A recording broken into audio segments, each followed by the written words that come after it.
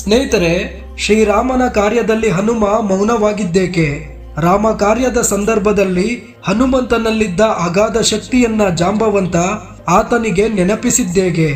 ವೀರಾಂಜನೇಯ ತನ್ನಲ್ಲಿದ್ದ ಅಪಾರ ಶಕ್ತಿಯನ್ನ ಜಗತ್ತಿಗೆ ಪರಿಚಯಿಸಿದ್ದು ಹೇಗೆ? ಬನ್ನಿ, ವಾಲ್ಮೀಕಿ ರಾಮಾಯಣದ ಕಿಷ್ಕಿಂಧ ಕಾಂಡದಲ್ಲಿರುವ ಹನುಮಂತನ ಅದ್ಭುತ ಇತಿಹಾಸವನ್ನ ತಿಳಿಯೋಣ.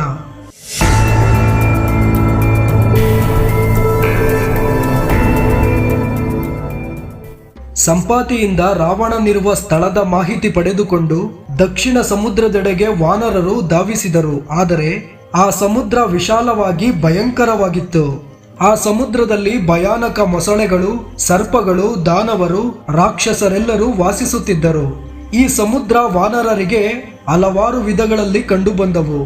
ಒಂದು ಕಡೆ ಸಮುದ್ರ ಶಾಂತವಾಗಿದ್ದರೆ ಮತ್ತೊಂದು ಕಡೆ ಸಮುದ್ರದ ಅಲೆಗಳು ಉಗ್ರವಾಗಿ ಬಂಡೆಗಳಿಗೆ ಬಡಿಯುತ್ತಿದ್ದವು. ಅಲೆಗಳು ಆಕಾಶವನ್ನೇ ಮುಟ್ಟುತ್ತಿದೆಯೋ ಅನ್ನುವಷ್ಟು ಎತ್ತರಕ್ಕೆ ಜಿಗಿಯುತ್ತಿತ್ತು. ಇಂತಹ ಭೀಕರ, ಬೀಭತ್ಸ, ಭಯಂಕರವಾದ ಸಮುದ್ರ ಸುಮಾರು 100 ಯೋಜನಗಳಷ್ಟಿತ್ತು. ಈಗ 100 ಯೋಜನಗಳನ್ನ ದಾಟಿದರೆ ವಾನರರಿಗೆ ಸೀತೆ ಬಂದಿಯಾಗಿರುವ ರಾವಣನ ಲಂಕಾರಾಜ್ಯ ಸಿಗುತ್ತಿತ್ತು. ಆದರೆ ಸಮುದ್ರ ಈಗಿರುವ ಪರಿಸ್ಥಿತಿಯಲ್ಲಿ ವಾನರ ಸೈನ್ಯ ಸಮುದ್ರವನ್ನ ದಾಟುವುದು ಅಸಾಧ್ಯವಾದ ಕೆಲಸ. ಕಾಲರುದ್ರನಂತೆ ಕಾಣುತ್ತಿದ್ದ ಸಮುದ್ರವನ್ನ ನೋಡಿ ವಾನರ ಸೈನ್ಯ ಭಯದಿಂದ ನಡುಗಿ ಅವರ ಹಣೆಯಲ್ಲಿ ಬೆವರು ಹನಿಗಳು ಮೂಡಲಾರಂಭಿಸಿದವು. ಆ ಕ್ಷಣದಲ್ಲಿ ವಾನರರೆಲ್ಲರೂ ಈ ಕೆಲಸ ಅಸಾಧ್ಯವೆಂದು ಭಾವಿಸಿ ನಿರಾಸೆಯಿಂದ ಕುಗ್ಗಿ ಹೋದರು. ವಾನರರ ಭಯವನ್ನ ಗಮನಿಸಿದ ಅಂಗದ ಹೀಗೆ ಹೇಳಿದ: ಮನಸ್ಸಿನಲ್ಲಿ ಬಾಧೆ ಪಡುವುದು ನಮ್ಮ ಕೆಲಸವಲ್ಲ. ಕೋಪದಿಂದ ಎಡೆ ಬಿಚ್ಚಿದ ಸರ್ಪ ಏನು ಅರಿಯದ ಎಳೆ ಕಂದನನ್ನ ಅಂತ್ಯ ಮಾಡುವಂತೆ ನಮ್ಮ ಮನಸ್ಸಿನಲ್ಲಿರುವ ಈ ಬಾಧೆಗಳು ನಮ್ಮನ್ನ ನಾಶ ಮಾಡುತ್ತವೆ. ಶೌರ್ಯವನ್ನ ಪ್ರದರ್ಶಿಸುವವನ ಜೀವನದಲ್ಲಿ ನಿರಾಸೆ ಇರುವುದಿಲ್ಲ. ಮನೋಬಲವನ್ನ ಕಳೆದುಕೊಂಡವ ಗುರಿಯನ್ನು ತಲುಪಲಾರ. ಹಾಗಾಗಿ ನೀವು ಈ ಭಯವನ್ನ ತ್ಯಜಿಸಿ ನಮ್ಮ ಈ ವಾನರ ಸೈನ್ಯದಲ್ಲಿ ಈ ಕಾರ್ಯವನ್ನ ಪೂರ್ಣ ಮಾಡುವ ಸಮರ್ಥನು ಯಾರಿದ್ದಾರೆ ಹೇಳಿ. ಸಮುದ್ರವನ್ನ ದಾಟಿ ಲಕ್ಷ್ಯದ ಬಗ್ಗೆ ಚಿಂತಿಸದೆ ಸಂಕಲ್ಪದಿಂದ ಸುಗ್ರೀವ ನಮಗೊಪ್ಪಿಸಿದ ಕಾರ್ಯವನ್ನ ಪೂರ್ಣಗೊಳಿಸುವ ಧೀರ. ಮನಸ್ಸಿನಲ್ಲಿರುವ ಭಯವನ್ನ ನಿಯಂತ್ರಿಸಿಕೊಂಡು 100 ಯೋಜನಗಳ ಈ ಭಯಾನಕ ಸಮುದ್ರವನ್ನ ದಾಟುವಂತಹ ಆ ಧೈರ್ಯವಂತ ಯಾರು ಹೇಳಿ. ಸೀತಮ್ಮನಿರುವ ಸ್ಥಳವನ್ನ ಪತ್ತೆ ಹಚ್ಚಿ ರಾಮ ಲಕ್ಷ್ಮಣರಿಗೆ ಶುಭವಾರ್ತೆ ನೀಡಿ ವಾನರ ಜಾತಿಯ ಕೀರ್ತಿ ಪ್ರತಿಷ್ಠೆಯನ್ನ ಹೆಚ್ಚಿಸುವವರು ಯಾರು?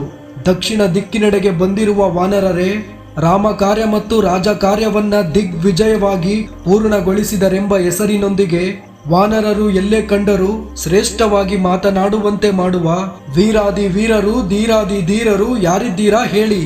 ಇಂತಹ ಸಾಧನೆ ಮಾಡಿದ ವ್ಯಕ್ತಿಯಿಂದ ನಾವು ಮತ್ತೆ ರಾಮ, ಲಕ್ಷ್ಮಣ, ಸುಗ್ರೀವರು ಜೊತೆಗೆ ನಮ್ಮ ಕುಟುಂಬವನ್ನು ಮತ್ತೆ ಭೇಟಿ ಮಾಡಬಹುದು. ಈ ಕಾರ್ಯವನ್ನು ಮಾಡುವ ವಾನರ ಯಾರು? ತಕ್ಷಣವೇ ಹೇಳಿ ಎಂದು ಅಂಗದ ವಾನರ ಸೈನ್ಯವನ್ನ ಉತ್ತೇಜಿಸುತ್ತಾ ಮಾತನಾಡುತ್ತಿದ್ದ. ನೀವೆಲ್ಲರೂ ದೊಡ್ಡ ದೊಡ್ಡ ವಂಶಗಳಲ್ಲಿ ಜನಿಸಿದ ಬಲಶಾಲಿಗಳು, ಸೋಲಿಲ್ಲದ ವೀರರು. ಆದರೆ ಆಕಾಶ ಮಾರ್ಗವಾಗಿ ನೀವು ಎಷ್ಟು ಯೋಜನಗಳವರೆಗೆ ಹಾರಬಲ್ಲಿರಿ ಎಂದು ಒಬ್ಬೊಬ್ಬರಾಗಿ ನಿಮ್ಮ ಸಾಮರ್ಥ್ಯಗಳನ್ನ ಹೇಳಿ ಎಂದ ಅಂಗದ. ಗಜನು 10 ಯೋಜನಗಳು, ಗವಾಕ್ಷ 20 ಯೋಜನಗಳು, ಗವಯ 30 ಯೋಜನಗಳು, ಶರಭ 40, ಗಂಧಮದನ 50, ಮಣಿದ 60, ದ್ವಿವಿಧ 70, ಸುಷೇಣ 80 ಯೋಜನಗಳವರೆಗೆ ಹಾರುವ ಸಾಮರ್ಥ್ಯವಿದೆ ಎಂದು ಉತ್ತರಿಸಿದರು. ಕೊನೆಯದಾಗಿ ಜಾಂಬವಂತನನ್ನ ಕೇಳಿದಾಗ, ನಾನು ಯೌವನದಲ್ಲಿದ್ದಾಗ ವಿಷ್ಣು ತ್ರೈವಿಕ್ರಮ ರೂಪ ಅವತರಿಸಿದ ಸಮಯದಲ್ಲಿ ಈ ಭೂಮಂಡಲವನ್ನ 21 ಬಾರಿ ಪ್ರದಕ್ಷಿಣೆ ಹಾಕಿದ್ದೆ. ಅಮೃತಕ್ಕಾಗಿ ಹಾಲಿನ ಸಮುದ್ರವನ್ನ ಮಂಥಿಸುತ್ತಿದ್ದಾಗ ಮಂಥನ ಕಾರ್ಯಕ್ಕೆ ಗಿಡಮೂಲಿಕೆಗಳನ್ನ ತರುವಂತೆ ದೇವತೆಗಳು ನನ್ನಲ್ಲಿ ವಿನಂತಿಸಿಕೊಂಡಾಗ ನನ್ನ ಬಲವನ್ನೆಲ್ಲ ಉಪಯೋಗಿಸಿ ಆ ಮೂಲಿಕೆಗಳನ್ನ ಸಾಧಿಸಿಕೊಂಡು ಬಂದೆ. ಈವಾಗ ನಾನು ಮುದುಕ, ನನ್ನ ಶಕ್ತಿ ಕ್ಷೀಣಿಸಿದೆ. ಈ ಸ್ಥಿತಿಯಲ್ಲಿ ನಾನು ಕೇವಲ 90 ಯೋಜನಗಳವರೆಗೆ ಹಾರಬಲ್ಲೆ. ಇನ್ನು ಮುಂದೆ ಹಾರುವುದು ನನಗೆ ಸಾಧ್ಯವಾಗದ ಕೆಲಸ. ಆ ಮಾತುಗಳನ್ನ ಕೇಳಿದ ಅಂಗದ ಕೈ ಜೋಡಿಸಿ ಜಾಂಬವಂತನಿಗೆ ನಮಸ್ಕರಿಸಿ, ನಾನು 100 ಯೋಜನಗಳನ್ನ ಹಾರಬಲ್ಲೆ, ಆದರೆ ಮತ್ತೆ ಹಿಂತಿರುಗುವ ಶಕ್ತಿ ನನಗಿದೆ ಎಂದು ಖಚಿತವಾಗಿ ಹೇಳಲಾರೆ. ಅಂಗದ ನಿರಾಸೆಯಿಂದಾಡಿದ ಮಾತುಗಳನ್ನ ಕೇಳಿದ ಜಾಂಬವಂತ, 100 ಯೋಜನಗಳೇ ಯಾಕೆ?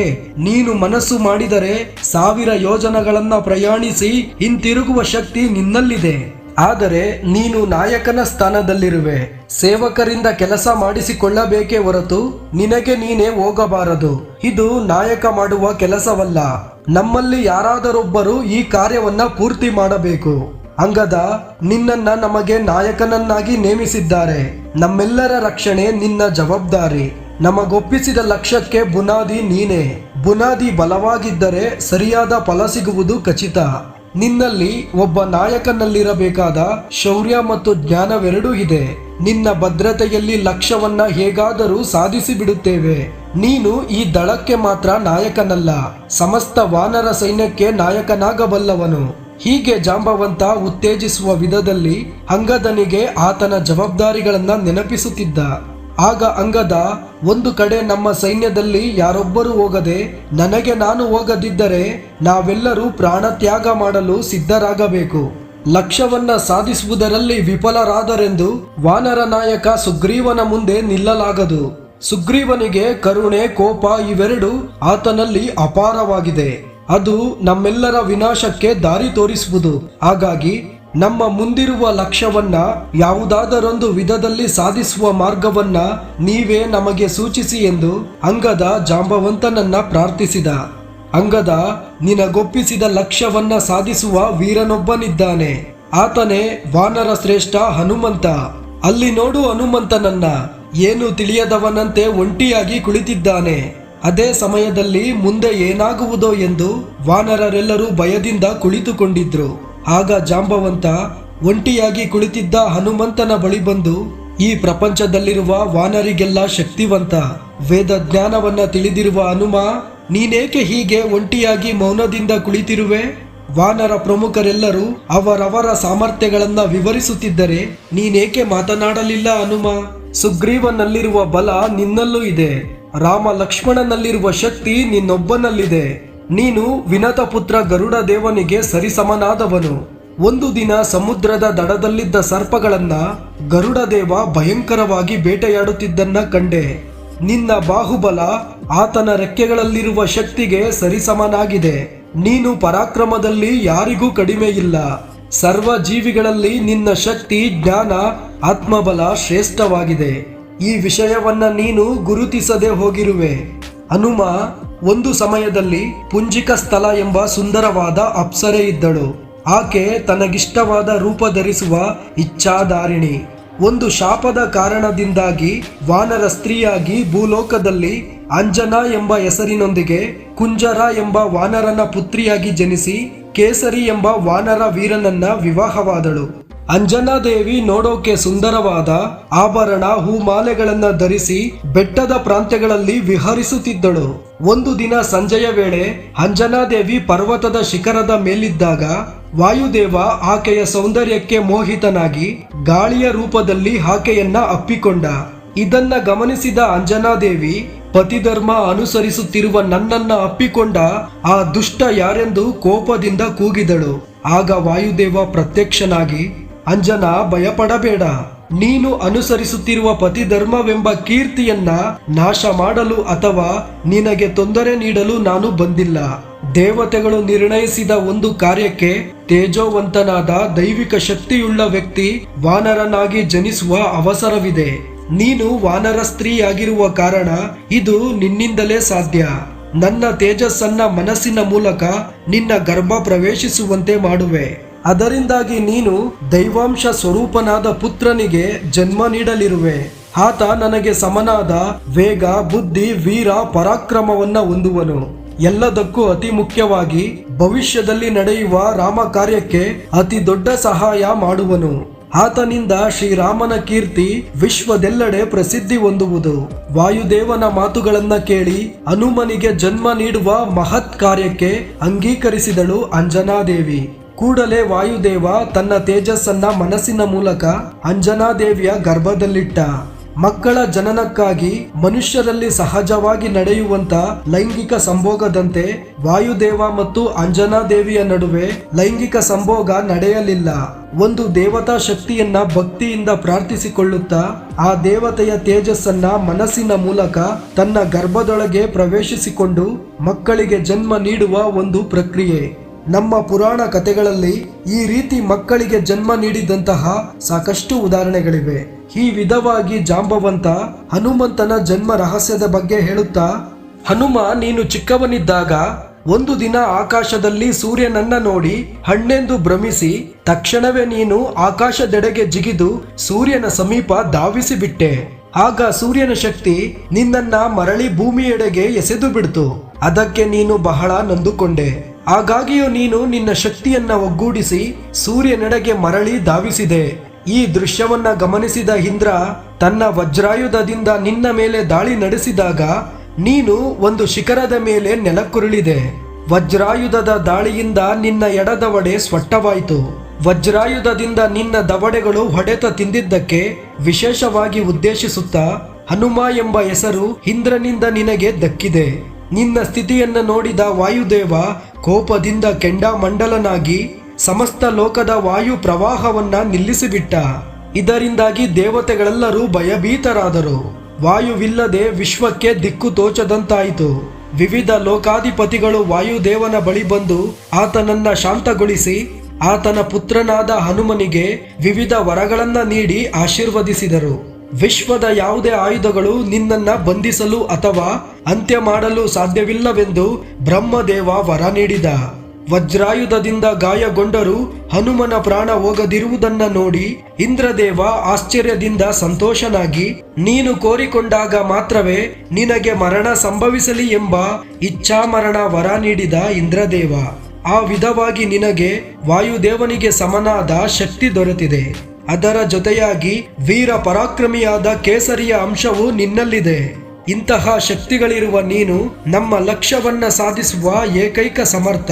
ಒಂದು ಬಾರಿ ನಮ್ಮ ವಾನರ ಸೈನ್ಯವನ್ನ ನೋಡು. ನಿರಾಸೆಯಿಂದ ದಿಕ್ಕುಗಳನ್ನ ನೋಡುತ್ತಾ ಇದ್ದ ಜಾಗದಲ್ಲೇ ಕುಸಿದು ಹೋಗಿದ್ದಾರೆ. ಇವರಿಗೆಲ್ಲ ನೀನೇ ದಿಕ್ಕು.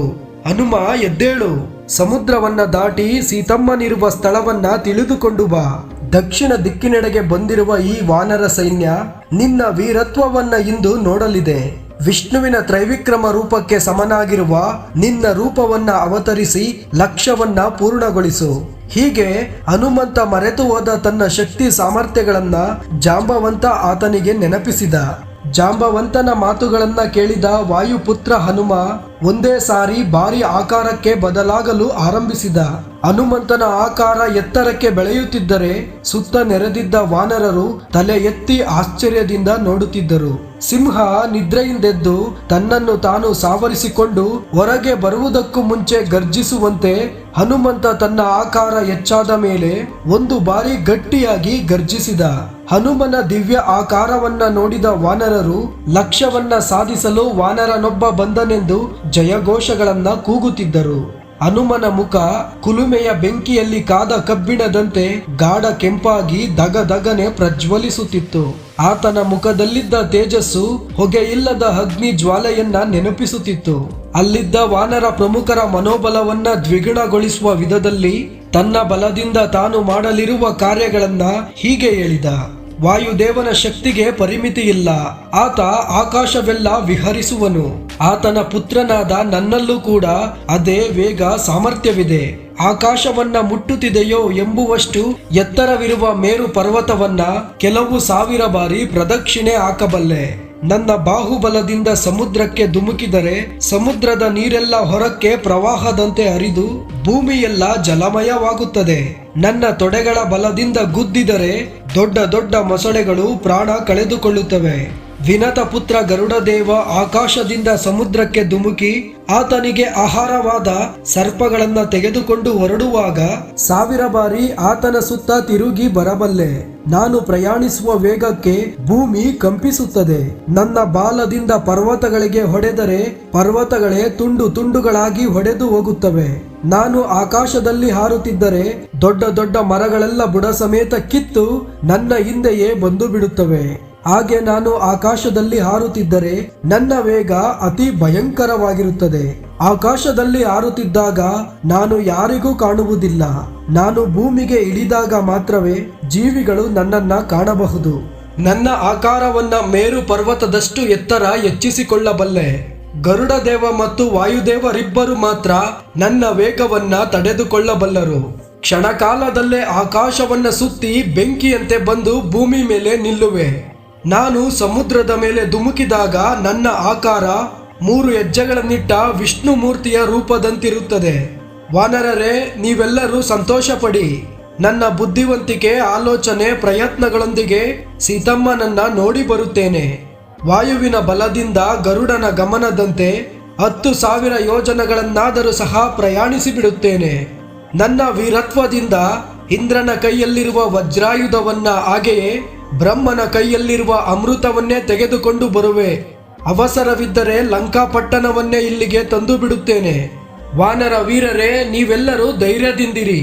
ಹನುಮಂತನ ಮಾತುಗಳಿಗೆ ಜಾಂಬವಂತ ಹಾಗೂ ವಾನರ ವೀರರೆಲ್ಲರೂ ಹೀಗೆ ಹೇಳಿದರು. ಓ ಕೇಸರಿನಂದನ ವಾಯುಪುತ್ರ, ನೀನು ವಾನರರ ಕಷ್ಟಗಳನ್ನ ತೀರಿಸಿ ಬಿಡುವೆ. ನಾವೆಲ್ಲರೂ ನಿನ್ನ ಯೋಗಕ್ಷೇಮವನ್ನ ಕೋರಿಕೊಳ್ಳುತ್ತಾ ನಿನಗೋಸ್ಕರ ಎದುರು ನೋಡುತ್ತಾ ಇಲ್ಲೇ ಇರುತ್ತೇವೆ. ನೀನು ಹೋಗುವ ದಾರಿಯಲ್ಲಿ ವಿಜಯ ನಿನಗೆ ಖಚಿತವಾಗಿ ಲಭಿಸುತ್ತದೆ.